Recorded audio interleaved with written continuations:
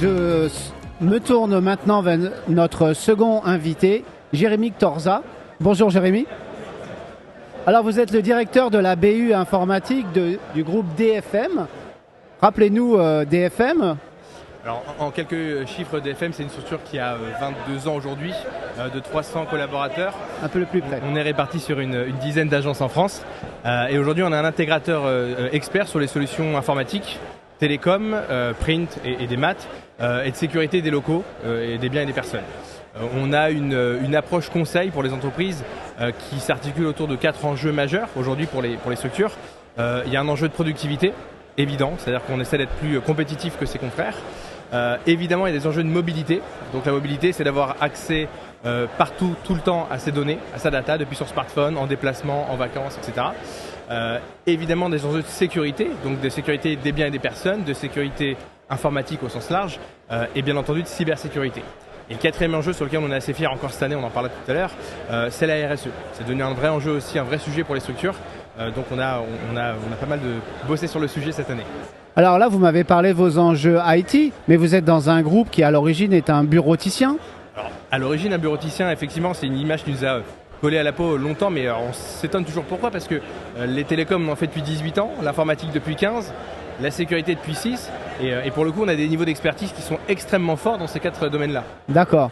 Alors rappelez-nous effectivement ce que pèse l'IT au sein du groupe. Alors sur les 66 millions du groupe aujourd'hui, l'IT pèse un peu plus de 15 millions d'euros de chiffre d'affaires, que ce soit sur du négoce ou du service récurrent. Un gros quart, enfin un quart. C'est ça. D'accord.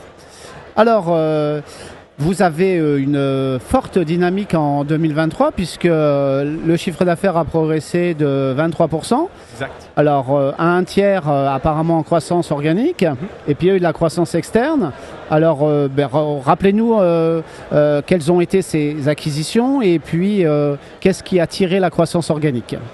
Alors sur la croissance organique, on a mis en place une stratégie qui, force est de constater, fonctionne, de cross-selling. C'est-à-dire que sur les 10 000 clients que compose notre parc aujourd'hui sur la France, on a une stratégie de cross qui vise à adresser à l'ensemble de nos clients toutes les offres de produits et de services chez DFM, parce qu'effectivement c'est souvent plus facile d'avoir tout chez un seul acteur, plutôt que c'est pas moi, c'est l'informaticien, c'est les télécoms. Au moins on a la main sur tout, donc c'est un vrai gage de service pour les clients. La croissance organique, évidemment, ça nous permet de nous adosser encore de l'expertise et de progresser sur le territoire national. On a fait 2-3 belles acquisitions cette année. Une dans la région Rhône-Alpes, à Saint-Étienne, belle structure. Une seconde qui s'appelle Avenir Bureautique. Avenir Bureautique, qui faisait effectivement de la bureautique, un petit peu de téléphonie et d'informatique. On a une belle structure informatique et de téléphonie à la Ciotat de Marseille, dans la région PACA, qui s'appelle Tris Télécom. On est très heureux de les accueillir cette année. En plus, une équipe hyper dynamique, donc vraiment sympa. Et on a aussi, et ça c'est une fierté, on a acheté une structure qui est notre propre station de télésurveillance. C'est-à-dire que pour la partie sécurité donc des locaux, des biens et des personnes, désormais on a intégralement la main sur le service, puisqu'on a nos équipes en interne. D'accord, donc vous vous diversifiez dans la sûreté. Oui. D'accord, un nouveau métier. Oui, un nouveau métier qu'on a depuis bien, je vous dis, 6-7 ans. Déjà, oui. Ouais, 6-7 ans, effectivement, et qui dans tout ce qu'on fait, on essaie de se dire qu'on essaie d'avoir le niveau d'expertise le plus fort, avec les compétences les plus fortes. Voilà. Et pour le coup, pareil, c'est une BU qui marche vraiment très bien. Très bien. Alors, quels ont été les principaux événements marquants pour le groupe, enfin en tout cas pour la BU IT en 2023 ?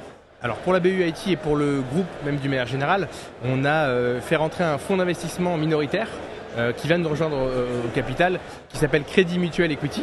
D'accord. Equity, une équipe super. C'est la première fois qu'un fonds rentre au capital ? Non, il y avait effectivement la BPI qui nous avait accompagnés il y a 3 ans. D'accord. Pour aussi donner un petit coup de boost et d'accélérateur. Et là, vu qu'on a des ambitions très importantes pour l'avenir, on s'est adjoint les services d'une équipe forte. Des ambitions en termes de croissance externe ? Aussi, on essaie toujours de cumuler les deux, les croissances organiques et externes, bien entendu. D'accord, donc des moyens pour recruter aussi. Les deux. On a des moyens de recrutement, de formation, de montée en compétences, c'est des vrais sujets, pas toujours simples d'ailleurs. Ok. Alors un succès, un motif de fierté pour l'exercice écoulé ? Alors il y en a effectivement beaucoup. Il y en a un dont on parle beaucoup sur les salons professionnels notamment, qui est la RSE. Et on a beaucoup travaillé cette année à à intégrer dans l'ensemble de nos offres une démarche RSE sur l'ensemble des produits et de services. C'est-à-dire que sur le conditionnement, le reconditionnement, les produits recyclés, la remise en service, voilà, c'est quelque chose qu'on a réussi à intégrer sur la quasi-totalité de nos offres. Et c'est une vraie fierté parce que c'est un vrai enjeu aussi pour les sociétés aujourd'hui. Alors, quelles sont les difficultés auxquelles vous pouvez être confrontés? On parle souvent de recrutement, de montée en compétences. Alors, ce sont effectivement des enjeux, mais je crois qu'on n'est pas les seuls. Attirer des nouveaux talents, on a une structure qui est hyper dynamique, hyper attractive, donc on y arrive. Pour autant, le fait d'avoir une offre aussi large, aussi riche, fait que forcément, on a des temps de montée en compétences des équipes commerciales qui sont toujours un peu plus longs que ce qu'on aimerait forcément. D'accord, mais alors donc ça consiste en quoi là? Vous avez changé votre méthodologie, vous avez ouvert à un plus grand nombre les formations, ou vous avez cherché d'autres expertises? Alors les deux, j'allais dire, c'est-à-dire qu'on a renforcé ce qu'on appelle la DFM Academy, c'est-à-dire qu'on a notre propre structure de formation toute l'année.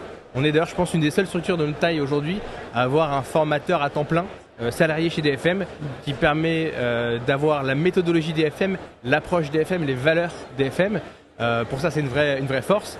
Et dans notre organisation commerciale aussi, on a fait en sorte d'avoir des commerciaux qu'on appelle 360 qui vont être un interlocuteur unique et un point d'entrée chez le client, et qui, comme un médecin généraliste, va pouvoir s'appuyer sur différents experts des corps médicaux. Et bien, en interne chez DFM, on va avoir toutes les compétences techniques et toutes les expertises techniques. Ça, c'est une vraie force de ne pas avoir à sous-traiter de services, ce qui fait qu'on a la main sur la qualité du service qu'on prodigue partout en France. Il y a des expertises que vous avez fait rentrer dans le portefeuille au cours des 12 derniers mois? Alors, pas directement, on les a fait par de la montée en compétences, par du recrutement un petit peu, mais sur des sujets dont on va peut-être parler après, qui sont des enjeux majeurs de demain sur la cybersécurité, effectivement. Oui, alors parlons-en. Quels sont les chantiers pour l'année en cours? Il y en a plusieurs. Le principal reste la cybersécurité. C'est-à-dire que pour beaucoup d'entreprises en France, c'est un mot un peu à la mode, comme le cloud il y a 10 ans. C'est un vrai sujet majeur qu'on prend évidemment très au sérieux et sur lequel on est en train encore de travailler pour renforcer nos équipes sur ces sujets-là. Vous partez d'où sur ce sujet? Vous aviez déjà une offre? Bien sûr. On fait de la sécurité informatique au sens large depuis longtemps, mais vu qu'on a vocation à apporter l'offre la plus complète pour les entreprises et avoir la main dessus, effectivement, ça passe par encore du recrutement, encore des nouvelles offres. Effectivement, sur le prochain trimestre, on a des annonces de nouvelles offres à faire qui arriveront, sur lesquelles on est en train de travailler pour avoir une offre de service encore plus complète et être toujours garant de la sécurité chez nos clients. Très bien, merci beaucoup. Une petite conclusion ou une info à rajouter, un message à passer? Non, le message, c'est qu'on a des ambitions de croissance fortes, puisqu'aujourd'hui, je vous ai dit, on est quasiment, on est 300 collaborateurs sur une dizaine de sites. Oui, dont 70, c'est ça à peu près sur la partie IT, hein? Oui, c'est ça. On a 70-80 collaborateurs sur la France pour les expertises IT. Et l'idée, c'est qu'on soit quasiment... Continuer à croître au même rythme. On a l'ambition d'atteindre les 100 millions d'euros de chiffre d'affaires sur 2025 et les 500 collaborateurs. En partant donc de 300 collaborateurs pour aller à 500 et 66 millions pour aller à 100 millions. Très bien. Et pour le coup, on est dans les temps de passage et voilà, on va renforcer nos équipes et nos régions aussi beaucoup. Très bien, merci beaucoup Jérémy. Merci à vous. À bientôt. Allez, au revoir.